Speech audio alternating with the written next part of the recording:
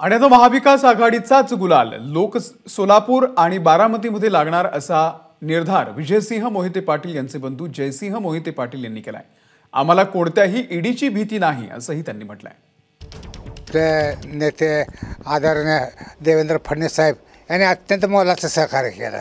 वास्तविक ही निवडणूक लागली त्यावेळेस जर देवेंद्र साहेबांनी आम्हाला सांगितलं असतं की तुम्ही जर थांबा सुरुवातीलाच तर ही वेळ आली नसते, आम्हाला भाजप सोडायची वेळ आली नसते।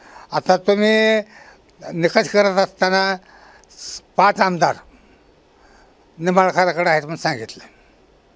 आता त्या आमदारांना किती मतं पडली, किती मतं निवडून आले त्याचा विचार केला पाहिजे की आता सोलापूरला जाऊन आम्ही ती निवडणूक जिंकली काय नसताना माड्यात आम्ही विजय होणार, सोलापूरमध्ये प्रणितीताई विजय होणार आणि बारामतीमध्ये सुप्रियाताई विजय होणार, यामध्ये कुठलाही फरक नाही।